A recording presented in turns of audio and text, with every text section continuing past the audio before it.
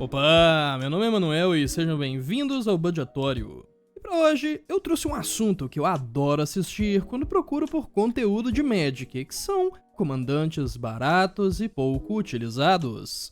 Essa é a série onde eu apresento comandantes que custam até R$5, tem sim, até uns 3.000 decks online. E o mais importante de tudo, dou dicas de como montar aquele que pode ser o seu próximo deck baratinho favorito que vai fazer sucesso na lojinha. E nós vamos ver isso daqui juntos. Assim como o Budgetório também tá junto da... Não, pera, quê? Que é isso? Uma box toda surrada? Protege mal as suas cartas que custaram muito do seu suado dinheirinho? Ih, rapaz, parece que você ainda não ouviu falar da 3D Universe Deck Boxes, trazendo proteção em beleza com caixas personalizadas impressas em 3D. Tão bonita. E seja com as caixas clássicas ou com as magnéticas que são fortes o bastante para juntar até mesmo a lore furada da Wizards, eu tenho certeza que a sua coleção estará em boas mãos. E a partir desse mês, temos também as novas boxes magnéticas de Final Fantasy, que não só estão lindas, mas que também trazem para sua mesa o seu amor por essa franquia de jogos. Eu particularmente já peguei aqui a box da Bash Girl e do Bash Boy para não ficar fora. Lembre-se apenas de utilizar o cupom BUDGETÓRIO5 e vem se expressar com a família 3D Universe, obtendo a melhor box pelo melhor preço. Beleza? Então beleza. E antes de começarmos, eu quero dar aquele aviso de sempre, pois o tipo de conteúdo que mais tem chance de retornar aqui no canal é aquele conteúdo que tem boa interação com a comunidade. Não é à toa que eu tenho tornado a falar sobre comandantes baratinhos de tempos em tempos. O feedback tem sido bom e isso é super importante. Logo, se der pra compartilhar o vídeo, curtir e mais importante ainda, se você puder comentar qual é o comandante que você acha, que é injustiçado e merece estar nessa série de vídeos, isso valeria muito pra mim e nada me deixaria mais grato. Então, bora pra nossa primeira escolha com um comentário do inscrito PH4659, que disse: Cedres, o Rei Traidor, é um deck que eu gosto muito, apesar de não ser, de fato, top 10. Ele tem uma construção interessante com Blink, já que uma criatura reanimada por Unheart pode ser exilada e voltar à mesa. E ele fala, que apesar de ser complicado de não ter branco, esse é um deck talvez um pouco mais lento, dá pra ter turnos muito explosivos, reanimando, 4 criaturas de uma vez. Que ativar essas habilidades do cemitério fica cada vez mais absurdo. E olha, eu concordo com ele. E por sua vez, para aqueles que não sabem, Cedres, o Rei Traidor, é uma criatura lendária do tipo zumbi guerreiro 5/5 por 3 manas quaisquer, uma azul, preta e vermelha. E possui uma habilidade que diz que cada card de criatura no seu cemitério tem desenterrar por 2 manas quaisquer e uma preta. E aí a carta tira o tempo dela para lembrar que desenterrar significa devolva aquele card de criatura para o jogo. Ele ganha ímpeto e remova-o do jogo no final do turno ou se ele for deixar o jogo. Use desenterrar apenas como feitiço. E custando finalmente R$5, o Cedres é o comandante dessa lista que eu tenho mais experiência enfrentando. Ele é um deck que pode ser tão rápido quanto sua maldade e orçamento permitirem e que gira em torno principalmente de uma peculiaridade das regras de desenterrar que o nosso amigo inscrito mencionou, que é o fato de que podemos sim manter essas criaturas desenterradas por mais tempo com alguma facilidade. Bem, e como isso funciona? Citando uma tradução livre da própria Wiki de Magic, que contém várias das regras, o jeito que isso acontece é o seguinte: se uma criatura retornada ao campo de batalha com desenterrar deixar o campo de batalha por qualquer motivo, ela será exilada, a menos que a mágica ou habilidade que está causando a saída daquela criatura, na verdade, esteja tentando exilá-la também. Nesse caso, ela consegue fazer isso, e se o card de criatura retornar ao campo de batalha do exílio, ele será um novo objeto de jogo, sem relação com sua existência anterior, de maneira alguma. Tá, beleza, regress. Na prática, o que isso significa? Vamos supor que você tem um Cedres na mesa e um Nezahal no seu cemitério. Você paga 3 manas, o desenterra e exila 3 cards para exilá-lo com sua própria habilidade. Nezahal vai para o exílio, mas retorna como uma nova criatura. E aí aquele Nezahal que volta não é exilado no fim do turno e nem por qualquer motivo externo relacionado ao Cedres. E cara, pensa num bicho que eu não botava fé de jeito nenhum, pois pra mim, inicialmente, parecia que o Cedres ia pagar 3 manas para voltar um caramunhão pro jogo e que ele ia bater e sumir, tornando esse o agro mais ineficiente de todos os tempos, apesar do acesso a bichões por pouco mana. Porém, desde que eu aprendi sobre a interação, que o Cedres tem com o exílio, o desenterrado tem com o exílio, e eu vi essa interação, inúmeras vezes, graças ao meu amigo que tinha um deck de Cedres, Eu passei a respeitar a causa, pois é a opção que sobra depois de arrastarem a sua cara no asfalto algumas vezes. Tem muito bichão violentíssimo que só melhora se feito por 3 manas, e que de alguma forma é mais opressivo ainda quando repetimos as suas habilidades. Como por exemplo um Mechanotitã combustível, num deck cheio de bomba de 7 ou mais manas. Eu acho que eu já vi isso aqui pingar inclusive mais de 15 de dano. Dá pra fazer um Etali, que apesar de não ter efeito de ETB, vem com o ímpeto do cemitério, já exilando algo do topo de todo mundo pra você poder jogar. E é claro, essas criaturas que vêm do cemitério desencadeiam todas as nossas sinergias de Reanimator, como por exemplo, um Flayer of the Hatebound ou um Kelp do Rio, comprando cartas e causando dano. Monte seu deck com vários efeitos que trituram o topo, ou melhor ainda, que deixam você escolher o que vai para a sua mão do topo e o que vai para o grave, de forma que você acerta a sua curva de mana e com toda certeza enche o seu cemitério a tempo de conjurar um Cedris. E olha, eu não consigo recomendar mais essa lista, pois não somente ela pode ser boa relativamente por pouco dinheiro, né? Não é ultra budget com certeza, mas é dentro daquele orçamento do canal, e ela escalona para qualquer tanto de investimento que você quiser fazer com ele. Ou seja, é fantástico o comandinho, te acompanha ao longo dos anos, que é uma beleza.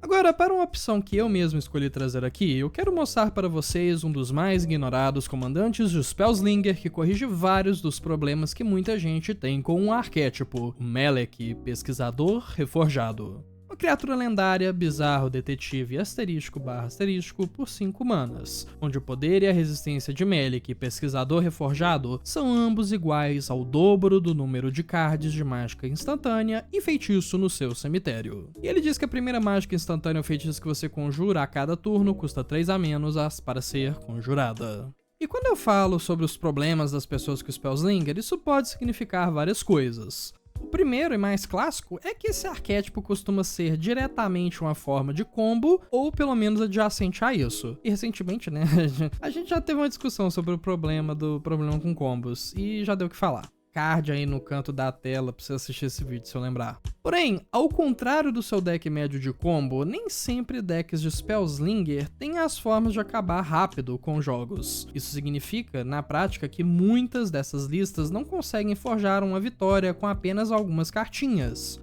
apelando então para sequências de cards para fazê-lo. E se essa sequência envolve, sei lá, conjurar 10, 20, 50 mágica no mesmo turno, demorando 30 segundos para cada uma resolver, aí só Deus sabe. Mas isso, né, eu tô falando de Spellslinger clássico. Como que eu vejo o Melek em específico não sendo dessa forma? Primeiro, temos opções que nos permitem tombar a metade ou perto disso do nosso deck de uma vez. E isso com qualquer efeito que permita o Melek causar dano igual ao seu poder a um alvo é fatal. Não precisa nem tombar metade do deck, a gente começa com 40 pontos de vida e o poder e resistência dele é o dobro, 20. Tem cartas relativamente baratas e eficientes que milam tantas coisas assim. Porém, pra quem quer algo menos fechadinho no combo, o Melek também nos incentiva a conjurar uma grande mágica por turno, nossa primeira mágica não de permanente, em vez de ficar a vida inteira rodando a nossa lista, vendo todas as cartas na pilha. Isso por si só já torna os turnos do Melek muito mais rápidos, ele não capitaliza, né, tanto tempo de jogo assim, e de quebra, como esse efeito é para a primeira mágica de cada turno, isso ainda abre espaço para você usar várias instantâneas de custo alto que nunca vêm em jogo, e que são baratas monetariamente, como anulas mais caros, estilo a magia espiral, até mesmo uma boa e velha deserção para sacanear com o comandante do amiguinho. E se o jogo delongar mais do que deveria, eu tenho certeza que a Fúria de Batalha Temor vai dar conta do recado. Para nossa terceira opção de comandante, eu separei aqui o comentário do inscrito M. Pereira 370, será que é Matheus? Que diz: Sofia, Dog Detective, é uma comandante tribal de cachorros muito legal e baratinho de montar. Tem apenas 2.800 decks no EDH Hack. E é claro, Sofia, Dog Detective, seria o quê? Detetive persistente? Obstinada? Não existe essa carta em português. É uma criatura lendária, detetive humana 3/4 por uma mana qualquer, uma verde, azul e branca. E ela tem as seguintes habilidades. Quando Sofia entrar, cria uma ficha de criatura lendária 2/2 verde do tipo detetive cão, com atropelar chamada Tiny. Você pode pagar um mana qualquer e sacrificar uma ficha de artefato para colocar um marcador +1/+1 em cada cão que você controla. E sempre que um cão que você controla causar dano de combate a um jogador, cria uma ficha de comida e investigue. E essa é uma das duas comandantes que eu vou citar hoje que mexem com fichas de artefato. Apesar de que na personificação do Scooby-Doo aqui, né, a Sofia, utilizar fichas de artefato é mais uma consequência do que um objetivo. já que esse, na minha opinião pelo menos, é um deck focado em torno do tipo de criatura cão, e eu acho que você tem muito a ganhar seguindo essa estratégia em vez de maldade de artefato especificamente. Pois com a Sofia, qualquer cão, por pior que seja, é uma ameaça em potencial, pois a habilidade de crescê-los permanentemente é perigosíssima, de forma que nem remover a moça é o bastante depois que o estrago já tá feito. E assim, não é como se tivéssemos apenas cães ruins, né? Até porque, como todo cachorro, né, um bom garoto é uma boa menina. Como, por exemplo, o Moe de Guerra da Centelha é um que fica gigante, quase um Voltron por si só interagindo com esses marcadores. Tem o Salvador Altruísta, que protege a Sofia, Cachorro de Guerra Leal, que é uma maneira de acelerar a mana, soltar os cachorros, que cria 4 mini monstrinhos para utilizarmos, e por aí vai. Por mais que o nosso foco seja ter em torno de 30 e poucos cães, nada nos impede, no entanto, de inserir sim uma cartinha ou outra ali, tipo um Peregrino Tu, que é uma Lones, pra gente aproveitar diretamente desses artefatos. Não faria desse o foco da lista, mas isso dá uma flexibilidade bem interessante que às vezes falta pra deck agro de tipo de criatura. Que é algo que eu não posso dizer, no entanto, da combinação Cecily e Sofina, as parceiras que não têm parceiro, mas sim amigos para sempre. E para poupar tempo, a Cecily nos compra cards quando ataca e podemos conjurar algo de graça eventualmente, e a Sofina é uma humana 4/4 com ameaçar, que quando ataca nós investigamos para cada criatura não ficha atacante. E essas duas são, juntas, a outra comandante de fichas de artefato que eu mencionei. E esse é um deck que eu montei online, joguei e refinei por um tempo, apesar de não estar pronto ainda, eu diria. Mas eu admito que ainda quero botar juntas as figurinhas delas na vida real, pois esse é um deck muito da hora. E o que as torna diferente da Sofia, pra mim, é que essas duas são o que a Breia deveria ter sido há muito tempo atrás. Peraí, o quê? Deu tela azul aí? Breia? É, sim, eu tô falando da Breia. Segue o raciocínio lógico aqui comigo. Quando a Breia saiu na leva de pré-cons de 4 cores, a Wizards ainda não fazia comandantes de combo diretamente. Não que hoje em dia ela faça, assim, muitos, mas isso é algo que fica até mais aparente quando você assiste a recapitulação desses pré-cons com o Gavin Verhey da Wizards no próprio canal dele.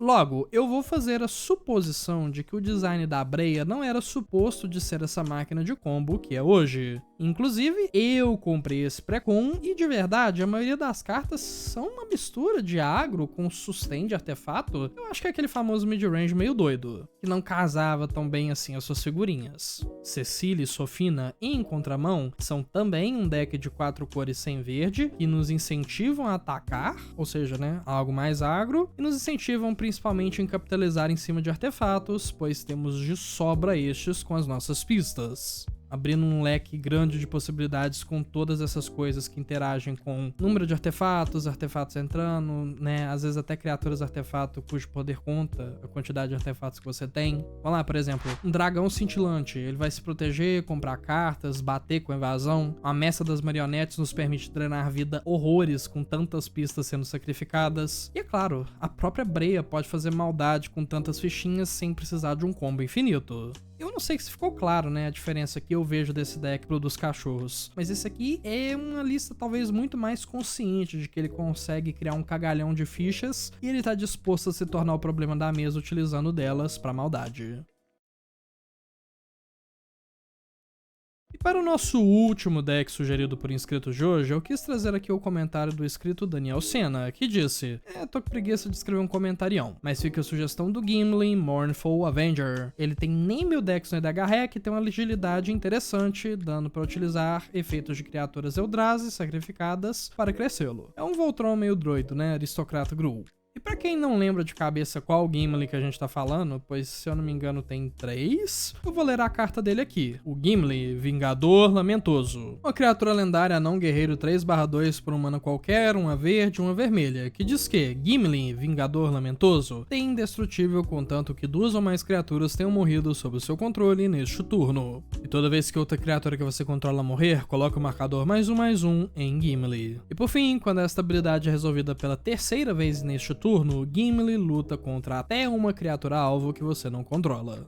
Essa foi uma sugestão interessante. Eu admito que quanto mais eu penso a respeito nesse deck, mais ele me agrada pelo quão estranho é. Sacrifício de criaturas fora do preto ou do branco é algo bizarro. Fora dos dois, então, é algo meio inédito, inclusive. Porém, tanto verde quanto vermelho são bem interessantes quando o assunto é criar fichas de Eldrazi que se sacrificam. De forma que podemos enxergar o Gimli como um Voltron, igual o Daniel disse, que cresce com bichos morrendo em vez de artefatos ou encantamentos. E assim como o Melik, o Gimli vai utilizar bichos que não vêm em jogo em lugar nenhum, tornando a sua lista relativamente barata. E assim que você conseguir crescê-lo todo turno, basta botar uma aura para que ele atropele e você tem uma máquina de remoção em forma de luta que se protege e mata gente em pouquíssimas porradas.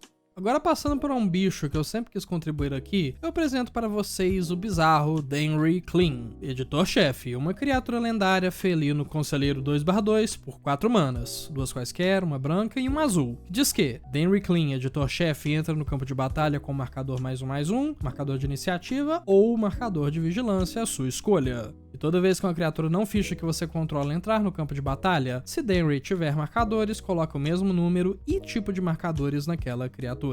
E o que mais me atiça nesse carinha aqui, na verdade, é que a habilidade dele é escrita de uma maneira tão específica que talvez até mesmo os jogadores mais dedicados tenham deixado passar. E se você não percebeu o pulo do gato ainda, o Denry não diz toda vez que outra criatura entra. E isso faz toda a diferença. Pois pensa aqui comigo, ele entra com um marcador à sua escolha. E aí ele diz que toda vez que uma criatura não ficha entra, ela ganha o mesmo número e tipo de marcadores dele. Logo, o negócio é que o Denry se vê entrando e ele dobra os seus próprios marcadores. Isso, senhoras e senhores, nos dá acesso a um deck de marcadores +1/+1, branco e azul, com um comandante que entra ou com 2 marcadores +1/+1, ou com 2 marcadores de escudo, e estranhamente talvez com 2 marcadores de iniciativa. Isso não é a coisa mais útil do mundo. E dá pra fazer bastante sacanagem com isso. Particularmente, eu escolheria que ele entrasse com 2 marcadores de escudo, pois é fácil bastante pôr marcadores +1/+1 quando você tá nas cores brancas. E muito rapidamente os seus bichos vão entrar com 2 marcadores de escudo,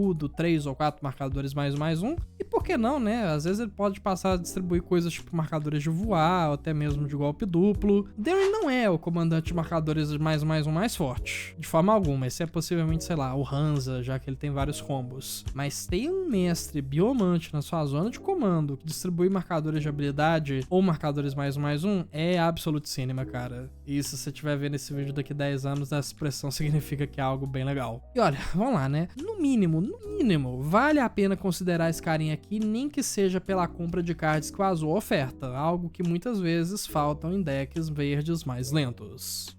Agora para minha 7ª sugestão eu vou roubar um pouquinho aqui, pois até então eu tenho entrado de cabeça nessa série visando apresentar comandantes que eu nunca falei a respeito. Porém, dada a quantidade de views que esse vídeo meu teve e também a quantidade de decks que esse comandante tem na DH Hack, eu acho um crime o Tatsunari, Ginete de Sapo, ser tão desconhecido. E por 3 manos temos uma criatura lendária, o Mano Ninja 3/3, que diz que toda vez que você conjura uma mágica de encantamento, se você não controlar uma criatura com o nome Kame, crie Kame, uma ficha de criatura lendária sapo preto e verde 3/3 com toda vez que você conjura uma mágica de encantamento, cada oponente perde um ponto de vida e você ganha um ponto de vida. E pague 2 manas, Tatsunari, Ginete de Sapo e o sapo alvo que você controla não podem ser bloqueados neste turno, exceto por criaturas com voar ou alcance. E esse é um cara que eu vou mencionar muito brevemente nesse vídeo, pois eu vou ser safado. Tá vendo o link ali no canto? Bom, talvez você não esteja vendo, eu posso ter esquecido disso. Mas tá vendo o link na descrição? Vai tá lá pra você dar uma olhada no meu vídeo de lore e deck tech do Tatsunari, que ainda tá bem legalzinho. É um bom vídeo. E uma boa lista. Mas pra fazer resumo da ópera, esse cara aqui dá um bom deck de encantadoras. O que já é de se esperar, mas ele vem com uma série de vantagens. Dá pra fazer encantamento no geral, dá pra fazer Voltron, mas também temos algumas techs super interessantes com esse bicho, tipo, por exemplo, utilizar criaturas com mutação no Kame, mudando o seu nome, tirando o tipo de lenda, nos possibilitando acumular vários sapos que drenam vida. E que nem eu disse, isso aqui pode ser um deck do que você quiser que seja adjacente a encantadoras, o que pra mim é algo divertido pra caramba e eu gostei bastante de utilizar esse bicho online. E por fim, para a última criatura de hoje, eu resolvi compensar o fato de que o Gimli não é um aristocrata padrão com uma opção super interessante de comandante aqui, que é o Jaren, Bispo Corrompido. que é uma criatura lendária humano clérigo 2/3 por 3 manas, que diz que toda vez que Jaren, bispo corrompido, entra no campo de batalha ou outro humano não ficha que você controla morre, você perde um ponto de vida e cria uma ficha de criatura humano branca 1/1. Podemos pagar 2 manas quaisquer e o humano alvo que você controla ganha vínculo com a vida até o final do turno, e no início da sua etapa final, se você tiver exatamente 13 pontos de vida, você pode pagar 4 manas quaisquer preta.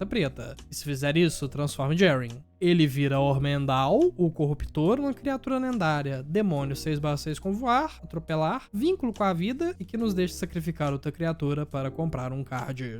E assim, eu tô nesse mundo dos aristocratas já tem um tempo. Eu joguei de Ayara, Teysa, Gave, até mesmo um Mikael de zumbi, eu já tentei fazer mais ou menos aristocratas, mas eu nunca vi ninguém falar do Jaren. Eu acho que só pela quantidade de sinergia de humanos e sacrifícios, isso já daria um deck de aristocratas interessante só na parte da frente. A gente tem campeão coberto de sangue, que volta do seu cemitério, Aruspice sinistro, que é um humano que vai fazer você comprar cards quando criaturas de humano não ficham morrem, oportunista mórbido, que compra uma carta por turno sempre que qualquer bicho de qualquer oponente morrer. Temos sussurro, liturgista de sangue, que sacrifica criaturas para voltar criaturas. E como quem não quer nada, até mesmo um necromante de Chatri pode transformar aqueles humanos não ficha morrendo em mais fichas. De forma que eu vejo você utilizando o Jaren como um aristocratas bem padrão, bota ali seu sacrifício, bota dessa vez, né, os seus humanos para serem sacrificados, ao invés de você ter cartas aleatórias, né? Talvez aleatórias não seja nem bem a palavra, ao invés das suas cartas mais comuns de aristocratas. De forma que o Jaren vai fazer aquele sacrifício render bastante, pois você tá criando mais fichas, né, de criatura para morrer. E podendo sacrificar criaturas ao seu bel prazer, é relativamente simples você controlar o seu total de pontos de vida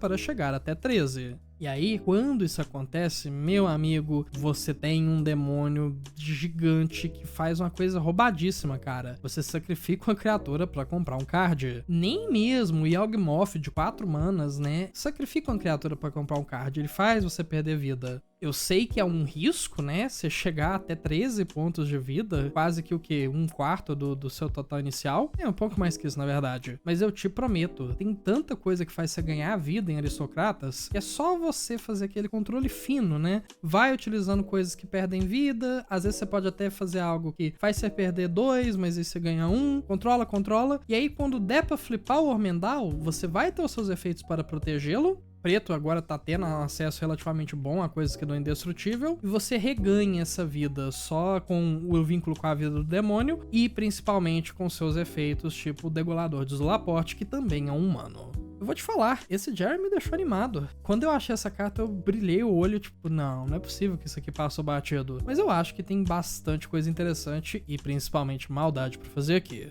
E bom, por hoje é isso. Queria deixar aqui um alô para todos os meus apoiadores, vocês que fazem isso daqui acontecer. Em especial um salve para os meus patrões generosos Fake Selbit, Luiz Felipe e Luiz Paulo Valença. Valeu, gente, eu fico, né, até meio sem jeito, mas brigadão, é de coração. Dúvidas, sugestões de vídeo ou qualquer outra coisa, deixa um comentário abaixo. Eventualmente eu leio tudo e respondo caso seja necessário. Não se esqueçam, né, comentem, por favor, o seu comandante underrated que vocês queriam ver aqui nessa próxima edição da nossa série. Obrigado pela sua atenção, meu nome é Manuel e esse é o Budgetório. Até mais!